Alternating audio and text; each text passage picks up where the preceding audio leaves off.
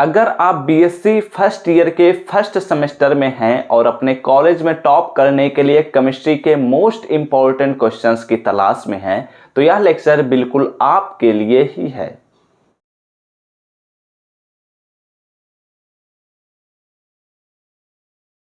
Hello प्यारे दोस्तों, मेरा नाम है ऋषभ सिंह और आप सभी देख रहे हैं आपका अपना यूट्यूब चैनल ऋषि यश क्लासेस। और आज के इस लेक्चर में हम बात करने वाले हैं बीएससी फर्स्ट सेमेस्टर केमिस्ट्री का जो हमारा पेपर है फंडामेंटल ऑफ केमिस्ट्री, उसके मोस्ट इंपॉर्टेंट क्वेश्चंस का चौथा लेक्चर लेकर आ चुके हैं। और इस लेक्चर में हम पढ़ने वाले हैं polarization of ions and Fajans rule के बारे में। इसमें हम सबसे पहले समझेंगे कि पोलराइजेशन ऑफ आयंस क्या होता है। उससे पहले यह भी हम समझेंगे कि इससे किस प्रकार के क्वेश्चन आप सभी के एग्जाम में पूछे जा सकते हैं। और यह भी बात ध्यान में रखना, अगर आपके एग्जाम ऑब्जेक्टिव होने वाले हैं तो उसके लिए आपको परेशान होने की जरूरत नहीं है। आप केवल टॉपिक वाइज लेक्चर्स को देखते जाइए जो लेक्चर मैं आप सभी को प्रोवाइड कर रहा हूं, और सैटरडे संडे को जो ऑब्जेक्टिव क्वेश्चंस मैं कराता हूं उन क्वेश्चंस में आप पार्टिसिपेट करिए, आपका काम आसानी से हो जाएगा। ठीक है, इसमें हम सबसे पहले समझेंगे कि इनसे किस प्रकार के क्वेश्चन पूछे जाते हैं, फजांस रूल और पोलराइजेशन ऑफ आयन से।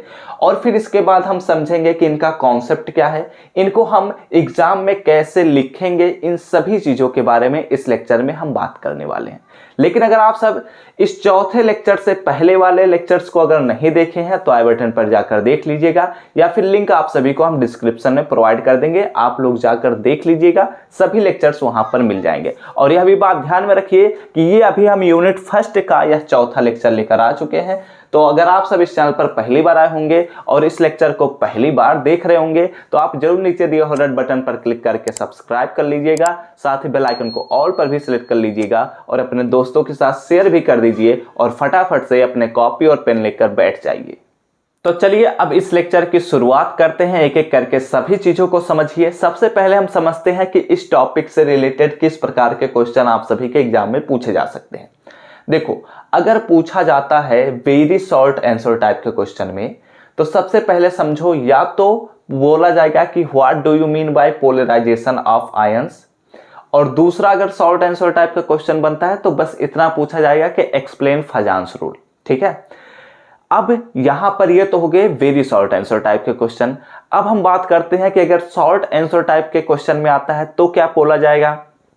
तो वहां पर भी बोला जा सकता है कि what do you mean by polarization of ions, और इसी के साथ बोला जाएगा कि फजांस रूल को भी एक्सप्लेन कर दीजिए, या तो फिर नॉर्मली पूछा जाएगा कि फजांस रूल क्या होता है।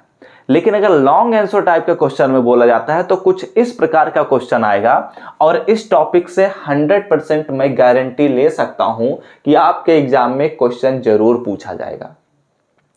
इस बात की गारंटी है कि फजांस रूल से रिलेटेड जितने भी क्वेश्चन बन सकते हैं उनमें से एक क्वेश्चन जरूर पूछा जाएगा, वो भी आपको लॉन्ग आंसर टाइप का क्वेश्चन जरूर देखने को मिलेगा। इसमें हमारे पास एक प्रकार का क्वेश्चन और बहुत ही इंपॉर्टेंट क्वेश्चन बनता है कि what do you mean by polarization of ions. क्या चीज, पोलराइजेशन ऑफ आयन से आप क्या समझते हैं, और इसमें पोलराइजेबिलिटी भी बोली जाती है। तो इन चीजों के बारे में हम एक ही लेक्चर में समझ ही लेंगे। और बोला जाता है कि what are the Fajans rule of polarization. Fajans rule क्या है इसके बारे में बताइए, पोलराइजेशन का फजांस रूल क्या है इसके बारे में बताइए। Which of the following has greater polarizing power. किस ऐसे, यहां पर देखो दिया गया है K plus and AG plus, Li plus BE double plus, यहां पर हमारे पास दिया गया है। तो ये जो हमारे पास आयंस हैं, कैटायंस हैं, ये जो हमारे पास है, इनमें से कौन सा ऐसा कैटायन है जिसका पोलराइजिंग पावर अधिक है, वो चीजें हमें यहां पर पता करनी रहेगी। तो ये एक प्रकार का क्वेश्चन बनेगा। दूसरे प्रकार का लॉन्ग आंसर टाइप का क्वेश्चन ये बनेगा, इसमें बोला जाएगा कि what do you mean by polarization of ions. Polarization of ion से आप क्या समझते हैं, what are the Fajans rule of polarization. Polarization का फजांस रूल क्या होता है, on the basis of these rules, और इस फजांस रूल के बेस पर कुछ एक्सप्लेन करने हैं कि ये जो हमारे पास दो दो कंपाउंड्स दिए गए हैं हर क्वेश्चन में, ये दोनों में से कौन सा ऐसा कंपाउंड है जो मोर कोवेलेंट है, जिसमें अधिक कोवेलेंट बॉन्ड का नेचर पाया जाएगा, ये चीज यहां पर पूछता है। ठीक है, तो आप लोग इसका स्क्रीनशॉट लेना चाहें तो ले सकते हैं। अब इनके हम आंसर पर बात करना शुरू करते हैं। तो चलिए अब हम समझते हैं कि पोलराइजेशन ऑफ आयंस क्या होता है। इसमें हम polarization of ions, polarizability and polarizing power के बारे में भी समझेंगे। चलिए एक एक करके शुरुआत करते हैं। देखो, पोलराइजेशन ऑफ आयंस को समझने से पहले इस चीज को समझो कि पोलराइजेशन ऑफ आयंस वास्तव में क्या होता है। देखो, जब कोई भी, हम जानते हैं जब हमारे पास दो आयंस, अभी हम लोगों ने पिछले लेक्चर में बात किया था lattice energy and born Haber cycle के बारे में। लैटिस एनर्जी के लेक्चर में हम लोगों ने यह देखा था कि जब हमारे पास दो फ्री गैसियस आयंस एक दूसरे के करीब आते हैं, जैसे कि सपोज कर लेते हैं कि हमारे पास एक आयन आया M+ और दूसरा आयन हमारे पास आया X-। ठीक है, तो ये दोनों एक दूसरे से क्या बनाते हैं, M+ और X- आयनिक कंपाउंड बनाते हैं और कुछ एनर्जी रिलीज होती है। ये तो बात खत्म हो गई। ठीक है, यहां पर पोलराइजेशन ऑफ आयंस को समझो। पोलराइजेशन ऑफ आयंस जो होता है वो एक्चुअली आयनिक कंपाउंड में ही पाया जाता है। ठीक है, इसीलिए मैंने इसके बारे में समझाया। अगर वो चीजें नहीं समझ में आ रही है तो कोई बात नहीं, आप लोग छोड़ दीजिए। बस इतना समझो, पोलराइजेशन ऑफ आयंस जो होता है वो आयनिक कंपाउंड में पाया जाता है। आयनिक कंपाउंड में क्या होता है कि हमारे पास एक कैटायन होता है।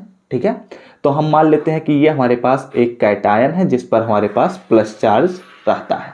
ठीक है, और क्या होता है, एक एनायन होता है। तो एनायन का जो न्यूक्लियस होता है वैसे तो प्लस होता है, लेकिन हम मान लेते हैं कि यह हमारे पास एनायन है तो इस पर माइनस चार्ज है, इसलिए हम इसके जो हमारे पास सेंटर में है वो हम एक्चुअली माइनस में दिखा दे रहे हैं। ठीक है, और इसको थोड़ा सा बड़ा हम बनाएंगे कैटायन की तुलना में।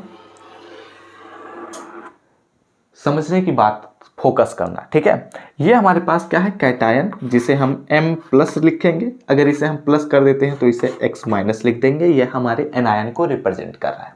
तो अब इसे समझो।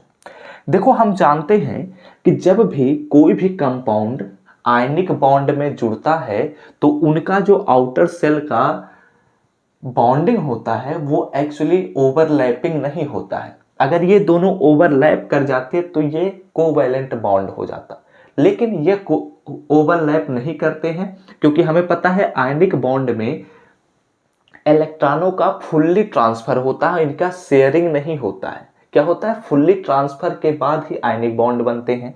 तो जो यहां पर हमारे पास कैटायन होता है इसका साइज छोटा होता है। कभी भी आयनिक कंपाउंड को देखना तो उसमें हमेशा कैटायन का जो साइज होता है वो छोटा होता है और जो एनायन का साइज होता है वो कैटायन के रिस्पेक्ट में बड़ा होता है। ये हमेशा आप लोग देख सकते हैं। ठीक है, तो यहां पर क्या होता है, जो हमारे पास कैटायन होता है इसका साइज छोटा होता है, जो एनायन होता है इसका साइज बड़ा होता है। तो साइज बड़ा होने का मतलब क्या है कि इनके आउटर सेलों की संख्या ज्यादा होती है कैटायन की अपेक्षा। यानी कि अगर इसके कैटायन का आउटर सेल जो है वह एक है तो इसके आउटर सेल या तो 2 होंगे, 3 होंगे, 4 होंगे या और भी आगे हो सकते हैं। अगर हमारे पास कैटायन का सेल 2 है तो जो एनायन का सेल होगा वो एक कभी नहीं हो सकता, वो या तो 2 होंगे, 3 होंगे, 4 होंगे, 5 होंगे एंड सो ऑन। ठीक है, तो कहने का मतलब यह है कि कैटायन का साइज जो होता है वह एनायन के साइज में छोटा होता है और ये दोनों बहुत ही पास होते हैं लेकिन ओवरलैप नहीं किए होते हैं। तो क्या होता है, जो कैटायन का पावर होता है वह न्यूक्लियस से ही होता है, जो एनायन का पावर होता है वह भी न्यूक्लियस से होता है। तो जो न्यूक्लियस का साइज, चूंकि हमारे पास एनायन जो है इसका साइज बड़ा होता है, तो जब बड़ा साइज होता है तो जो न्यूक्लियस का पावर लगता है इसके आउटर सेल पर वह थोड़ा कम हो जाता है। क्या होता है, थोड़ा कम हो जाता है। तो जब कम हो जाता है और यह करीब होगा तो यह जो हमारे पास कैटायन का न्यूक्लियस है वह इनके आउटर सेल को अपनी तरफ खींचेगा, क्योंकि इसका पावर तो कम हो गया और इसका पावर इस सेल के करीब होने की वजह से खींचना शुरू कर देगा। और जब यह खींचना शुरू करेगा तो इसका जो सेल होगा, वैलेंस सेल जो होंगे, वैलेंस सेल मतलब क्या, बाह्यतम कोष। तो जो बाह्यतम कोष यानी कि वैलेंस सेल होंगे वो डिस्टर्ब होना शुरू हो जाएंगे। कहने का ये मतलब है कि इनका जो हमारे पास कैटायन है वो तो हमारे पास नॉर्मल शेप जैसे है वैसे ही रहेगा। चलो हम थोड़ा छोटा बना दिए कैटायन को। एनायन को क्या करते हैं, वैसे यहाँ पर भी मैं थोड़ा सा छोटा ही बना देता हूँ ताकि आप लोगों को और अच्छे से समझ में आ जाए कि जो हमारे पास कैटायन का न्यूक्लियस है वह एनायन के न्यूक्लियस, एनायन के आउटर सेल के करीब है। इसकी तुलना में ये न्यूक्लियस इस आउटर सेल के करीब है, इसीलिए यह खींचना शुरू कर देता है। और जब यह खींचना शुरू करता है तो जो हमारा एनायन का शेप होता है वह कुछ डिस्टर्ब होना शुरू हो जाता है। बातें क्लियर हुई? तो इस प्रकार कुछ डिस्टर्ब हो जाता है। इसे थोड़ा और डिस्टर्बेंस के साथ भी दिखा सकते हैं, ऐसी कोई बात नहीं है कि इतना कम ही दिखाएंगे। थोड़ा और डिस्टर्ब कर दो, ऐसे कर दो, मतलब अंडाकार भी कर सकते हो, कोई दिक्कत की बात नहीं है, ठीक है। लेकिन बस इसका जो खिंचाव होना चाहिए वो प्लस की तरफ ही होना चाहिए। तो इस सिचुएशन में क्या होता है, इनकी जब आकृति डिस्टर्ब हो जाती है, ये हमारे पास कैटायन है, ये हमारे पास एनायन है, तो इनका जो स्ट्रक्चर है वो क्या हुआ, डिस्टर्ब हो गया। अब यह जो हमारे पास एनायन का स्ट्रक्चर जो है, शेप जो है वह डिस्टर्ब हो जाता है, तो इसी प्रोसेस को ही पोलराइजेशन कहते हैं। बस पोलराइजेशन इतना ही कहता है कि हमारा जो आयनिक बॉन्ड में एक पॉजिटिव चार्ज्ड एटम होता है, एक नेगेटिव चार्ज्ड एटम होता है, ये दोनों एटम एक दूसरे से आयनिक बॉन्ड की सहायता से जुड़े होते हैं। अब जब ये आयनिक बॉन्ड की सहायता से जुड़े होते हैं तो इनमें क्या होता है कि जो कैटायन होता है वह एनायन के वैलेंस सेल के इलेक्ट्रॉनों को अपनी तरफ खींचना शुरू कर देता है। अब जब यह खींचना शुरू करता है तो एनायन का जो साइज होगा वह डिस्टर्ब होना शुरू हो जाएगा। पहले सर्कुलर था, अब यह डिस्टर्ब होना शुरू हो जाएगा, यह अंडाकार बनने लग जाएगा, और यही डिस्टर्बेंस ही हमारा पोलराइजेशन ऑफ आयंस कहलाता है। और जो यह कैटायन जिस पावर से खींचता है उस पावर को पोलराइजिंग पावर कहते हैं, ठीक है। तो वही चीजें यहाँ पर लिखी गई, इंग्लिश में लिखी गई है कि two opposite charged ions are attached together in any ionic bond. किसी भी आयनिक बॉन्ड में दो विपरीत आवेशित आयन एक दूसरे से जुड़े होते हैं। इन दिस बॉन्ड, इस प्रकार के बॉन्ड में the valence shell electron of anion, anion के जो वैलेंस सेल के इलेक्ट्रॉन होते हैं, आर अट्रैक्टेड, ये खींच लिए जाते हैं बाय कैटायंस, कैटायन द्वारा ये खींच लिए जाते हैं। Then the shapes of anion will be disturbed, जो हमारे पास एनायन का शेप होता है वह कुछ इस प्रकार डिस्टर्ब हो जाता है, और this process is known as polarization of ions. और यह जो हमारे पास प्रोसेस है यह पोलराइजेशन ऑफ आयंस कहलाता है, ठीक है। द पावर ऑफ कैटायन, जो हमारे पास कैटायन का पावर है जिसकी वजह से डिस्टर्ब हुआ है, जिसकी वजह से पोलराइजेशन हुआ है, उस पावर को हम कहते हैं polarizing power of that cation, उस कैटायन का कहते हैं, ठीक है। बातें क्लियर हुई? तो यहां पर आप लोग एक लाइन लिख लीजिएगा, बिफोर पोलराइजेशन, और यहां पर लिख लीजिएगा आफ्टर पोलराइजेशन, ठीक है। और इसका जो हिंदी लेक्चर है, अगर बहुत सारे बच्चे परेशान होंगे कि हिंदी क्यों नहीं मिल रहा है, तो हिंदी लेक्चर हम लोगों ने हमने आप सभी को लास्ट ईयर अपलोड किया था। तो अगर उस लेक्चर को आप नहीं देखे हैं तो आई बटन पर जाकर देख लीजिएगा, हम प्रोवाइड कर देंगे। और इनका हिंदी नोट्स भी आप सभी को हम टेलीग्राम ग्रुप में प्रोवाइड कर देंगे। आप हमारे टेलीग्राम ग्रुप से ज्वाइन कर सकते हैं, लिंक आप सभी को डिस्क्रिप्शन में मिल जाएगा। तो ये हमारे पास हो गया पोलराइजेशन ऑफ आयंस का कॉन्सेप्ट। आप स्क्रीनशॉट लेना चाहें तो ले सकते हैं। अब चलिए हम बात करते हैं कि फजांस रूल क्या होता है। तो चलिए अब हम समझते हैं कि फजांस रूल क्या होता है, पहले समझ लेते हैं, उसके बाद हम फजांस रूल पर बात करेंगे, ठीक है। देखो, हम लोगों ने अभी समझा कि पोलराइजेशन ऑफ आयंस क्या होता है। पोलराइजेशन ऑफ आयंस में कैटायन एनायन के वैलेंस सेल के इलेक्ट्रॉनों को अपनी तरफ खींचता है, जिसकी वजह से डिस्टर्बेंस हो जाता है। अब देखो, आयनिक बॉन्ड जब बनता है तो क्या होता है कि इनके आउटर सेल एक दूसरे से ओवरलैप नहीं किए होते हैं, लेकिन जब यह कैटायन जो होता है यह इलेक्ट्रॉनों को खींचना शुरू करता है तो इनका स्ट्रक्चर जो होता है वह डिस्टर्ब होना शुरू हो जाता है। अब जब डिस्टर्बेंस होता है तो यहाँ पर क्या इफेक्ट होता है इसके बारे में समझो। अभी अगर यहाँ पर फोकस करो तो यह एक आयनिक कंपाउंड है, तो इसमें पूर्ण रूप से यानी कि कंप्लीटली इसमें आयनिक प्रॉपर्टीज पाए जाएंगे। लेकिन ऐसा देखा गया कि कुछ ऐसे कंपाउंड्स होते हैं जो आयनिक कंपाउंड होने के बावजूद भी उनमें कोवैलेंट कैरेक्टरिस्टिक्स यानी कि कोवैलेंट गुण भी पाए जाते हैं। तो इससे यह पता चला कि आयनिक कंपाउंड जो होते हैं यानी कि उनमें कोवैलेंट बॉन्ड भी बनता है। समझो इस बात को। फजांस ने देखा कि जब हमारे पास कोई भी आयनिक कंपाउंड होता है तो उसमें पूर्ण रूप से आयनिक कैरेक्टरिस्टिक्स ही पाए जाने चाहिए, उसमें कोवैलेंट कैरेक्टरिस्टिक्स तो पाए नहीं जाने चाहिए थे। लेकिन फजांस ने देखा कि कोई भी जब आयनिक कंपाउंड होता है तो आयनिक कैरेक्टरिस्टिक होने के साथ साथ उसमें कोवैलेंट कैरेक्टरिस्टिक्स भी पाए जाने लग जा रहे हैं।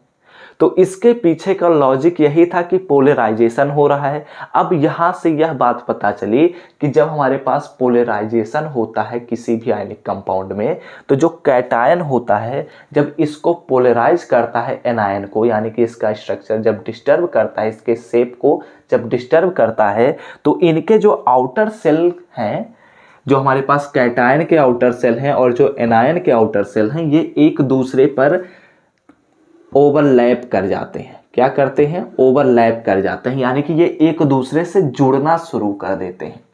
इसी वजह से इनमें आयनिक कैरेक्टरिस्टिक्स पाए जाने के बाद भी क्या होता है, इनमें हमारे पास कोवैलेंट कैरेक्टरिस्टिक्स भी पाए जाने लग जाते हैं।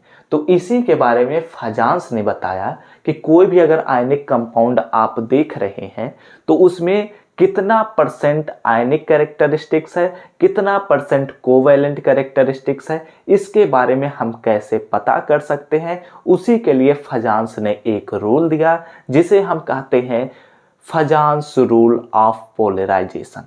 ठीक है, और इसी के बारे में चलिए अब हम समझते हैं, सब कुछ डिटेल से समझेंगे। ये चीजें आप लोग समझ ही चुके होंगे कि फजांस ने किस बेस पर रूल दिया था। चलिए अब हम बात करते हैं फजांस रूल क्या होता है। तो चलिए अब हम फजांस रूल की तरफ बढ़ते हैं। जो चीजें अभी मैंने आपको समझाया है उन्हीं चीजों को यहाँ पर लिखा भी गया है। फजांस रूल हेडिंग डाल दीजिए, आगे लिखिए कि अकॉर्डिंग टू फजांस के according after the polarization, the net result of polarization of ions is that there occurs some sharing of electrons between the two ions। क्या कहता है, जब पोलराइजेशन हो जाता है तो उसमें जो नेट रिजल्ट होता है उसके बाद यह पता चलता है कि उस आयनिक कंपाउंड में पोलराइजेशन के बाद कुछ इलेक्ट्रॉनों का शेयरिंग हो गया है। यानी कि अभी तक तो हो रहा था कि एक से दूसरे में फुल्ली ट्रांसफर हो रहा था, लेकिन ये एक दूसरे को अब शेयर कर रहे हैं अपने इलेक्ट्रॉन को। और जब शेयरिंग होता है यानी कि ओवरलैपिंग होता है तो वहां पर जो हमारा आयनिक बॉन्ड था वो अब कोवैलेंट बॉन्ड में भी बदलना शुरू हो चुका है। इसीलिए यहां पर लिखा गया है that is the bond becomes partially covalent in character. यानी कि हमारे पास पूरे तरीके से आयनिक बॉन्ड कोवैलेंट बॉन्ड नहीं बना है, बल्कि उसका कुछ हिस्सा हमारे पास कोवैलेंट बॉन्ड में बदल चुका है। ठीक है, इतनी बातें क्लियर हुई। तो अब इस चीज को, जो यह पूरा फैक्टर हो रहा है, जो यह पूरा प्रोसेस हो रहा है, यह कुछ फैक्टर्स पर डिपेंड करता है कि हमारा कैटायन का साइज कितना होगा तो पोलराइजेशन अधिक होगा, हमारा एनायन का साइज कितना होगा तो पोलराइजेशन अधिक या कम होगा, कैटायन पर कितना चार्ज होना चाहिए जिससे हमारे पास पोलराइजेशन अधिक या कम हो, ऐसे वगैरह वगैरह बहुत सारे फैक्टर हैं। लेकिन हम 3 से 4 फैक्टर के बारे में इस लेक्चर में बात करेंगे। ठीक है, और वही इंपॉर्टेंट फैक्टर भी है। यहां पर बोला जा रहा है the polarization of ions depends upon a number of factors known as Fajans rule. Same चीजें जो मैंने आपको समझाया। पहला फैक्टर आता है स्मॉल साइज ऑफ कैटायन। कहता है कि अगर कैटायन का साइज छोटा है तो क्या होगा पोलराइजेशन में। अगर पोलराइजेशन में कैटायन का साइज छोटा है तो कोवैलेंट कैरेक्टरिस्टिक्स कितना होगा, किस पर डिपेंड करेगा, इन सभी चीजों के बारे में अब हम समझेंगे। ठीक है, समझने की शुरुआत करते हैं। देखो, नॉर्मल तौर पर समझो, अगर हम बात करते हैं, वैसे यहां पर मैं बता देता हूं नहीं तो आप लोगों को समझ में नहीं आएगा।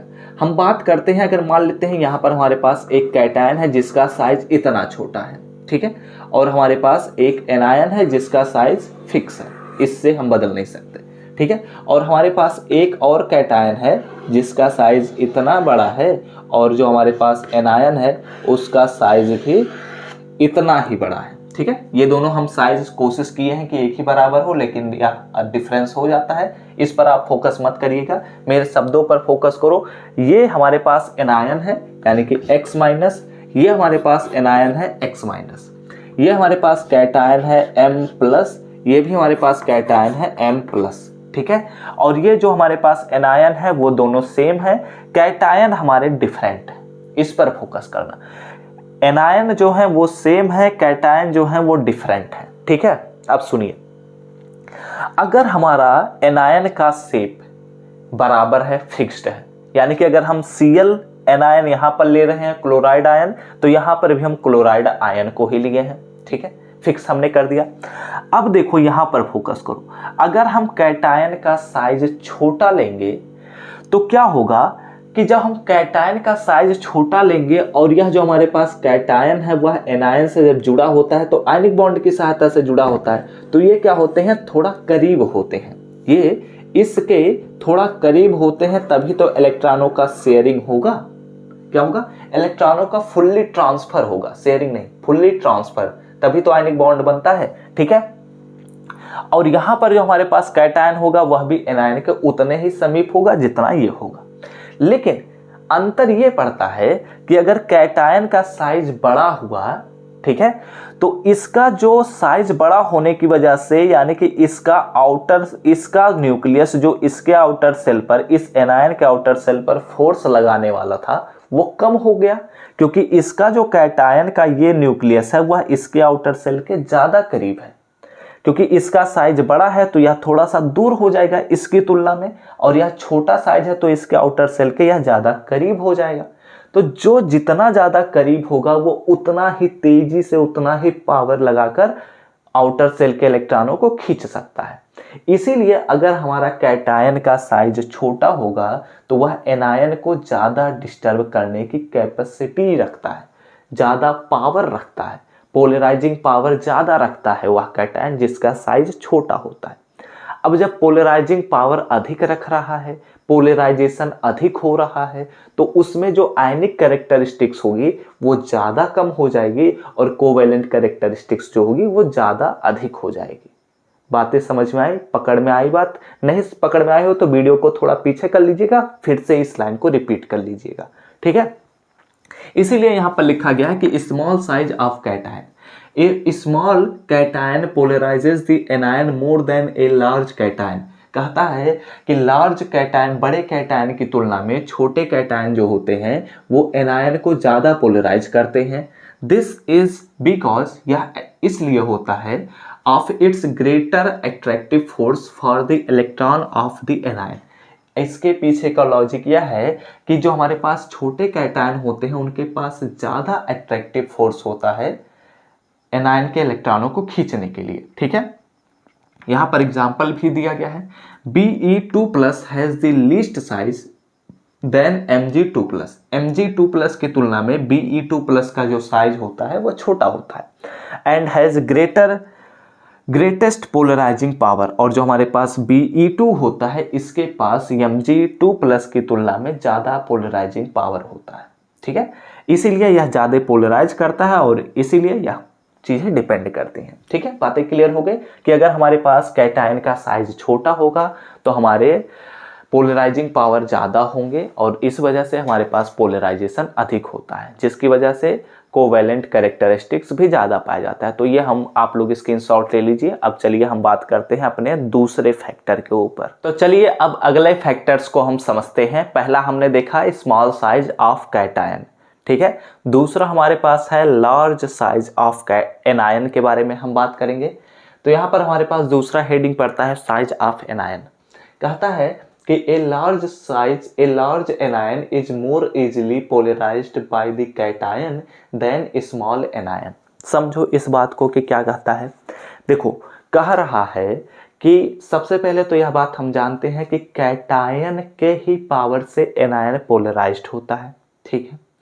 अब यहां पर समझो कि जो हमारे पास अगर एनायन का साइज बड़ा होगा तो जो छोटे एनायन के कंपैरिजन में जो हमारे पास बड़ा एनायन होगा उसके जो स्ट्रक्चर होंगे वो ज़्यादा डिस्टर्ब होंगे, क्योंकि यहां पर लिखा गया है this is because the outer electrons of the large anion are less strongly held by its nucleus, therefore more strongly attracted by the cation.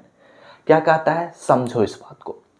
अगर हम छोटा एनायन लेते हैं और उसके साथ एक फिक्स्ड कैटायन लेते हैं और एक बड़ा एनायन लेते हैं और उसके साथ एक फिक्स्ड कैटायन लेते हैं जो यहां पर था। अब अगर हम छोटा एनायन लेते हैं और उसके साथ जो कैटायन है वह उसके आउटर सेल पर जब पावर लगाकर खींचना शुरू करेगा, ठीक है, समझो इस बात को। यहां पर मैं समझाता हूं। हमारे पास एक कैटायन है, ठीक है, और हमारे पास एक एनायन है जिसका साइज कुछ इतना बड़ा है, और कैटायन का साइज इस बार हम फिक्स्ड रख रहे हैं। पिछली बार कैटायन का साइज फिक्स्ड था, एनायन का साइज फिक्स्ड था, कैटायन का साइज अनफिक्स्ड था। इस बार हम कैटायन का साइज फिक्स रख रहे हैं और एनायन का साइज अनफिक्स कर रहे हैं, ठीक है। इसमें देखो एनायन जो है वह छोटा है, इसमें जो एनायन है वह बड़ा है। तो अब फोकस करना, कैटायन अपने पावर से इस पर पावर लगाएगा, ठीक है, इस एनायन के आउटर सेल पर पावर लगाएगा तो थोड़ा डिस्टर्ब होगा। कैटायन इस आउटर सेल पर पावर लगाएगा तो यह भी थोड़ा डिस्टर्ब होगा, लेकिन डिस्टर्बेंस सबसे ज्यादा किस में होगा? तो इसका जवाब है इसमें। इसके पीछे का लॉजिक ये है कि जो हमारे पास न्यूक्लियस है वह इसके आउटर सेल पर कम फोर्स लगा पाएगा, क्योंकि इसकी जो दूरी है, इसके जो आउटर सेल हैं वो थोड़े बढ़ चुके हैं इसके कंपैरिजन में।